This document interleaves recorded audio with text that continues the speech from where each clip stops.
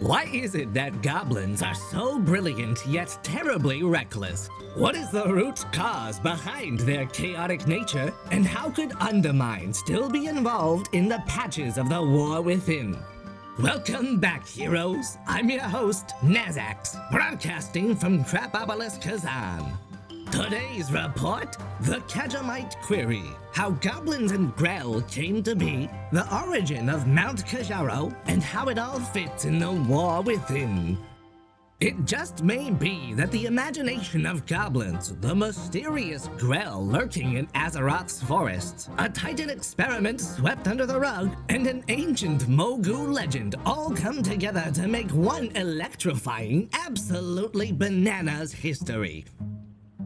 Let's start at the beginning. We know from a passage in Chronicle Volume 1 that Mimiron, Titan Keeper of Invention, was directly responsible for the creation of goblins. As we're told, quote, "In ancient times, Keeper Mimiron had discovered Kaja'mite and used it to experiment on various races, greatly enhancing their intellect. Some of these test subjects were members of a small, primitive race that roamed the forest lands near Ulduar. Consuming Kaja'mite transformed the creatures into a highly intelligent, industrious breed, known thereafter as goblins. The destruction caused by the Sundering cut off the goblins' supply of Kaja'mite. In just a few generations, their heightened intelligence vanished. Those goblins who had found refuge on the Isle of Kazan had already forgotten the role that Kaja'mite had played in their old society. But the question remains, what were those creatures that Mimiron took from the forest lands around Ulduar? To solve this puzzle, we need to look at the source of the initial creatures that Mimiron used. When Titan Keeper Freya was tasked with seeding life across Azshara, she relied on the ethereal realm known as the Emerald Dream, using its vibrant energies to bring forests into existence and empower creatures of many kinds. Enter the Forest Sprites. These mischievous beings, unlike the orderly and balanced nature of the dream that we're used to, represented wild, untamed chaos. They slipped through the cracks of order, causing unpredictable and magical mischief wherever they roamed. One might speculate that the Forest Sprites are but one example of chaos, along with the Firekin and Spriggans that leap into being across nearly every cosmic force. These life-oriented manifestations of chaos were the perfect candidates for Mimiron's experiments, as he sought to channel their raw, improvisational energy into something more directed and inventive. If indeed Forest Sprites were the very creatures that Mimiron experimented on, there is another mysterious race whose shrouded origins could be thoroughly explained: the Grell. During Mimiron's experiments with Kaja'mite to create goblins, the chaotic nature of the sprites could have backfired, creating a new aberration in the Grell, the wild, mischievous beings often found in Azshara's deep forests. What if the Grell were actually failed attempts or offshoots from Mimiron's original experiments in his attempts to transform forest sprites into goblins? Just like the trogs that resulted from the unstable experiments on the Earthen, the Grell could be discarded byproducts, creatures that didn't quite take to the transformative properties of Kaja'mite and were not considered worthy of civilization. But how did they go from Kaja'mite mutants to iconic forest spirits? Enter Bran Bronzebeard, who during his travels crossed paths with none other than the wild god spirit Asina. In a conversation that left us with more questions than answers, Bran asked Asina outright about the origins of the Grell, suspecting that she was responsible. Asina's response? She coyly said, "Maybe." What are we supposed to make of that? Well, perhaps some of these Grell escapees avoided titanic stasis and found a new or renewed purpose, answering the call of Asina, the spirit of the forest, seeking to reclaim their forest sprite heritage and return to the wilds they came from. And that's how we get from forest sprites to Grell to goblins and neatly tie up a history which was lost to the ages.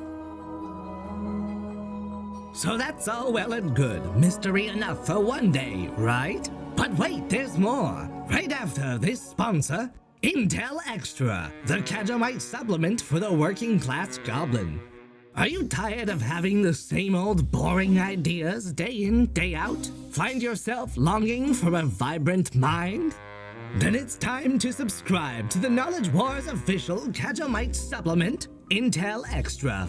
Goblin approved and definitely tested on animals. What do you think, we're stupid? Buy now, ask questions later, and show the world who's smartest with Intel Extra. Don't even bother asking your alchemist if Intel Extra is right for you. It is. Some side effects may include, yet are not limited to, mutation, leprosy, cognitive degeneration, and long-lasting euphoria. Kaja'mite ingredients sold separately. Back to the show. Let's rewind a bit. Where did Mimiron find Kaja'mite in the first place? Where did this remarkable ore actually get its properties? Just what exactly is it? This is a mystery even more confounding than the goblins or Mimiron himself. And the answer may lie in the heart of Mount Kaja'ro on the island of Kazan. Mount Kaja'ro is the location where goblins later discovered the largest deposits of Kaja'mite, digging ever deeper to desperately find more.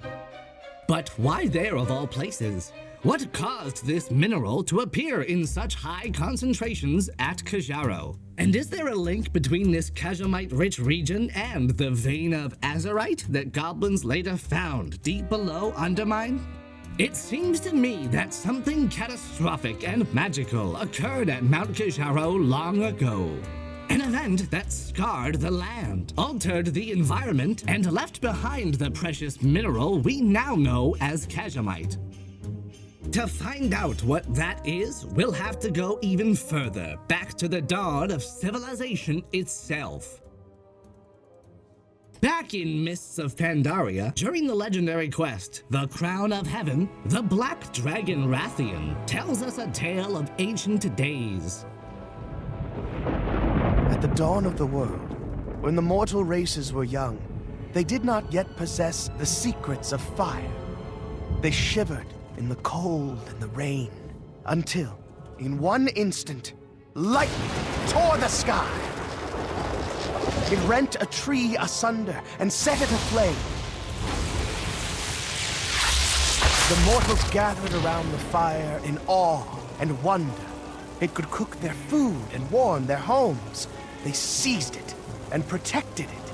They fed the fire every hour of every day. Hot coals were carried from one primitive camp to the next. Do you see? In a single flash of light, civilization was born. Truly, lightning is a gift of the gods. You are the ember. You are the spark. You are the fire that will spread across the world. You will awaken Azeroth's potential. What if Wrathion's story wasn't just a symbolic tale? What if he was describing a real event? The destruction of a world tree at Mount Kaja'ro. Imagine a world tree standing tall, its roots spiraling deep into Azeroth's crust. When it was struck by lightning, the impact was so powerful that it ignited the tree, setting its massive roots aspark and causing them to burn deep into Azeroth, wounding the world itself. This violent elemental surge transformed Mount Kaja'ro into a volcano. The molten remnants of the world tree's roots fused with Azeroth's own lifeblood, mixing chaotic life magic with the essence of the world's soul and creating Kaja'mite, a crystallized form of storm, earth, and fire, like fossilized lightning from real-world geology, and becoming the spark of imagination that began civilization. In the novel Before the Storm, when Sylvanas Windrunner first holds Azerite, her experience shares similarities to Kaja'mite's influence. Quote, thoughts raced through her brain. Not simply her usual calculating, cunning, clever thoughts, but shining, frighteningly brilliant ones. Innovative, creative.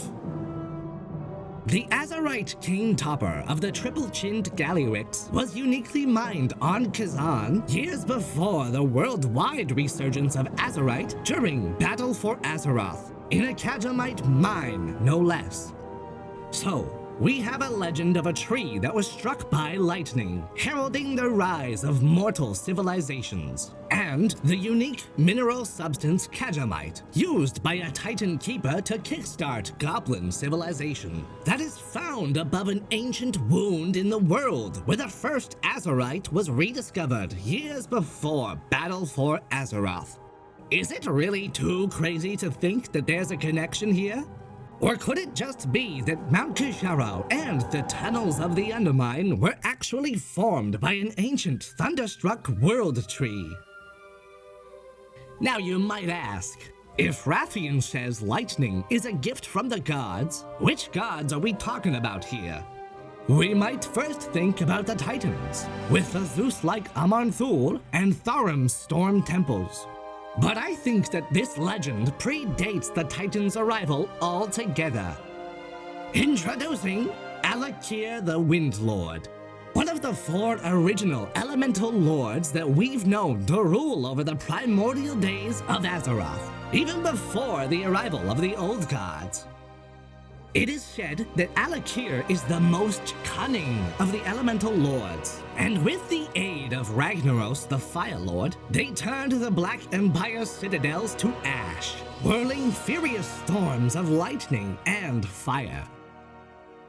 Now, why would Al'Akir be messing up a world tree at Kaja'ro? Better yet, why would there be a world tree before the Titan's arrival anyway? Well, if you're satisfied with the answer that maybe world trees are a natural phenomenon too, great, no problem. But if you're a skeptic like me, you'll need more. This next part is largely speculative, but I implore you to hang on. Considering the array of magics that we've seen old gods wield, is it too far-fetched to think that life and nature were also under their command? Remember Il'gynoth wrapped inside of a decrepit world tree within the Emerald's Nightmare? Or how about the twisted tree Gul Inath in Drustvar? Who's to say that Y'Shaarj, said to be the most powerful of the old gods, and who sports this familiar green glow in many official depictions, didn't learn to leverage, or perhaps already inherit the magical powers of life, growth, and nature? I mean, the old gods are life forms, are they not? We know Y'Shaarj had a strong spiritual presence in Pandaria long after his death in the form of the Shah, and it seems reasonable to suppose that he wielded spirit even stronger in life. Consider how places like Mount Hyjal were already magically potent before Freya shaped the wilds of Azeroth, before any known world trees were planted there. And then we can think about Mount Kaja'ro a little differently. You question how Goblins and Undermine still fit into the War Within, since 11.1 is looking like a venture into the roots of Elune here? I say, it's entirely possible that Mount Kaja'ro, Kaja'mite, the Undermine, and the Goblins all have origins rooted in an ancient world tree, and that it couldn't be more relevant. We can imagine that millennia ago, Al'Akir the Wind Lord struck Mount Kaja'ro with the full fury of the storms, lighting the tree with elemental power and wounded the deep places of Azeroth in doing so. Al'Akir's cunning spark, mixed with the life and spirit of the world tree, empowered by the essence of the wound in Azeroth, crystallized into veins of Kaja'mite. A single spark that gave rise to civilizations, just like Wrathion said. As As we enter the forested caverns of the Haranir's homeland as our new zone in 11.1, we could learn that Elune here and the Undermine have more in common than we first thought. Maybe alongside the Haranir, we'll discover a subgroup of Grell that have evolved in the subterranean depths of Khazalgar after fleeing from Mimiron's laboratory. Perhaps they followed Asena's call to the Sanctuary of Life, and we'll see her there too. The Goblins of Azeroth could finally learn of their epic, electric heritage and adapt with the gears of change by embracing their long-suppressed forest spirit nature. Bam! Goblin druids are canon, and goblin shamans make perfect sense, being children of the storm. You're welcome. But okay, I know what you're thinking. We already know that the goblins are after some island with a crystal because of these NPCs from patch 11.05. And surely that's the new zone, not Undermine, right? Here's where it gets bananas. Before 11.1, with goblins and world trees, I think our heroes will take to airships in 11.07 and fly to the fabled island of Tel'Abim for the triumphant return of Plunderstorm. This time, Plunderstorm integrates itself into the main story by bringing us to the long-awaited Banana Island. So, why Plunderstorm? Simple. We've been given a tease about an island with storm clouds that close in around it, that we're traveling to with airships. Folks, this is Battle Royale 101. But what does Tel'Abim have to do with goblins, or an ancient war with Akir? Well, here's our clues. The goblins who had explored the island in question were scared off by clouds rolling in, just like a storm. Ricket mentions a crystal of some kind, and I'm reminded of the big storm-charged crystal mountain on the Isle of Dorn, home to the Stormrooks, the elemental griffins bonded with the Earthen Riders.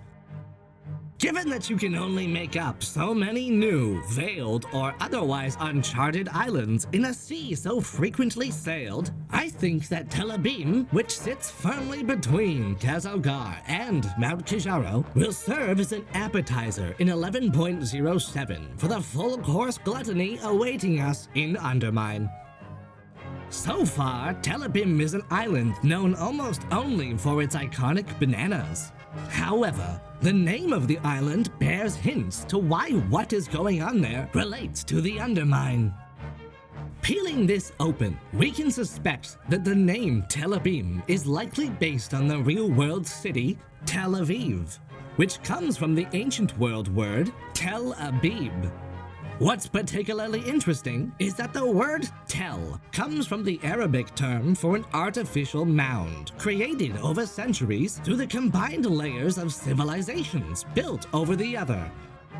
And on a conceptual map from Azeroth all the way back in the day, we can see an island named Al-Abim, which later evolved into Tel'Abim. We could read into the previous name, Al'Abim, as an early clue to Alakir's influence on the later named Tel'Abim.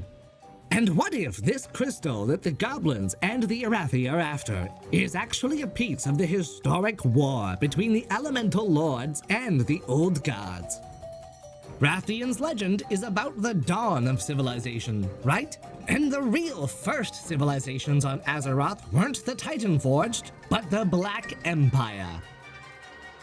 It just may be that the layers of civilization hinted through the name Tel'Abim are the remnants of the Black Empire, and after them, the ancient goblins. If this crystal is at all linked to the storms surrounding it, then it would be a no-brainer that a bunch of electricity-obsessed goblins would try to power their city using it. I mean, think about it. If the ancient goblins were cut off from Kaja'mite because of the Sundering, then who's to say that Tel'Abim wasn't a surface-level, pre-Sundering megacity built by Mimiron's ancient goblin inventors, who at the height of their intelligence vastly outmatched the goblins of modern day? What if in 11.1 our heroes delve below Tel'Abim into the entrance of a fully realized Undermine raid or mega dungeon that starts in the heart of old Undermine? A backdoor to an ancient underground goblin metropolis, housing the facilities where Titan Keeper Mimiron ran his experiments with Kaja'mite. Here, the heroes of Azshara can drive back the Dark Fuse Company through the tunnels of Undermine all the way to Kazan and uncover the unholy depths of their plans to recreate Kaja'mite by destroying the roots of Elune here. This is how the Haranir's homeland fits perfectly into 11.1 as the zone, while Undermine features as 11.1's raid. And the crooked goblin behind it all? Chestor Gallywix, pulling the strings to reap and sow the woes of a tormented world. And to think, if it weren't for us meddling kids, he would have got away with it. Like the Dream Surges before Guardians of the Dream, this would frame Plunderstorm's return in 11.07 as a prelude to the unraveling story about the origin of Mount Kajaro's mystical world tree, Kaja'mite, the goblins themselves, and the earliest wars in Warcraft. Meanwhile, taking us back to not one, but two legacy locations to celebrate World of Warcraft's 20th anniversary, Undermine and Tel'Abim.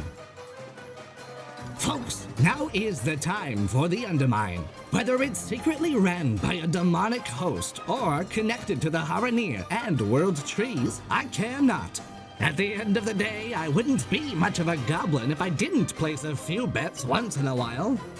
And that's where we conclude today's tectonic revelation. Tell me in the comments below, what do you think we'll see from 11.1, and what do you make of Wrathion's legend?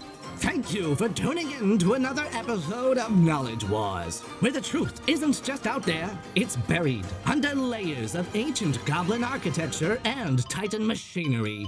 Remember, folks, you are the resistance to the Big Kaja Corporation.